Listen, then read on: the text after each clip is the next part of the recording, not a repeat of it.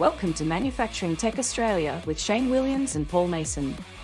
Matthew from Hendon Semiconductors, thanks for joining us on the show. No worries, thank you for having me. So you guys are famous for making semiconductors here back in the 70s. Now you're doing all sorts of really cool hybrid electronics, and even manufacturing your own bare boards over in SA. So absolutely. Maybe tell us a little bit about what you guys are doing now and what you're doing for sovereign capability. Yeah, no worries at all. Okay, so it would have been probably nearly 2 years ago, Hendon Semi actually made the decision that we should invest in some printed circuit board prototyping capabilities. A lot of our customers were coming to us and asking us questions, could we make a printed circuit board?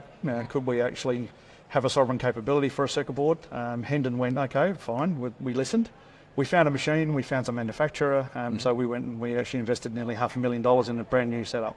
Right. That setup actually allows us to manufacture anything up to 8 layers in-house. Takes a few more days than it does to for others to do, but it does allow us and gives us that capability of making a circuit board, loading a circuit board, putting components on it, testing it, and then handing back a sub-assembly to our customer, fully tested. And of course, it allows us this rapid prototyping. So the traditional cycle, order from China, wait 3 weeks for it to turn up, get the board, load the board, test the board. We're out to 5 weeks already, right? And then you go, oh dear, I failed. Yeah. I have to reiterate and respin the board. All right. So that length of time, most manufacturers, most of our customers, we could do maybe 5 or 4 spins a year. Bringing the capability inside means that we can now actually spin a board, test a board, make a board in a week. Awesome. And so we're able to, iterate much faster and generate those products that our customers really want in a hurry. Yeah. So that's our competitive advantage. So that's the new process that we've introduced to Hendon. We've traditionally just ordered boards from overseas, bought them in, loaded them, sent them back to the customers, and everyone was happy. Right? So assuming they got their design right, maybe. Yeah, absolutely. And there's nothing like going through that iterative phase and just making sure that you can actually get the design out. Yeah. So that's a little bit about the in-house prototyping. But I thought I'd also show you something else that's pretty unique in Australia. And that's what we call thick film hybrids. So not only can Hendon actually manufacture on FR4 printed circuit board, we're able to manufacture on pure alumina. Now, alumina is also known as aluminium oxide, all right? And aluminium oxide is a white ceramic-like material. So if I turn that over, you can see, and you tap it, it's a very, very strong and rigid material to actually build a printed circuit on. Now, it's a bit of an old technique, but it's a forgotten technique, as I said before when we were talking, where we actually use pastes, and we can actually print a conductive layer on the top of the surface. We can fire it in the kiln, we can load components on them, and we can do like 8 layers of printing on this particular process and actually build up the layers, allowing us to build the circuit. All right. Now the benefits, of course, shock and vibration. It's a ceramic material; it doesn't flex. It's also thermally conductive, so it's 80 times more conductive than the FR4 board. Right. All right. So it allows us to put temperature components on the surface, which generate heat, push that heat through the alumina into an aluminium heat sink, for example. Yeah. Right. Where we're only retained by 1 or 2 screws. Okay. So that's one of the greatest benefits that we have there. Second to that, we're also able to manufacture things like resistors on the surface of the substrate.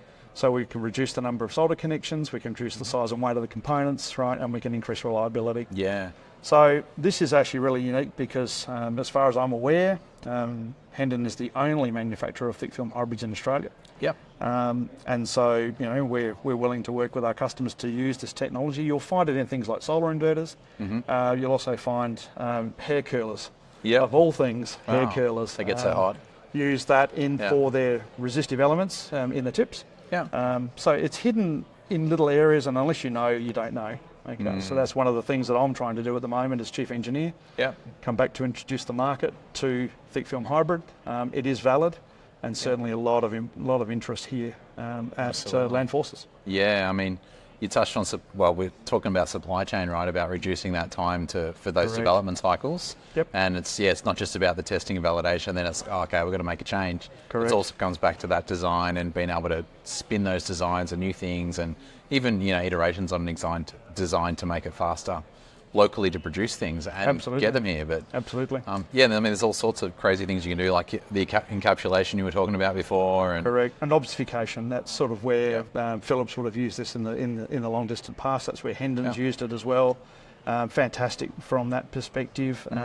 Also, moving into the microwave, into RF, the size of the board can be reduced by a number of factors over traditional laminates.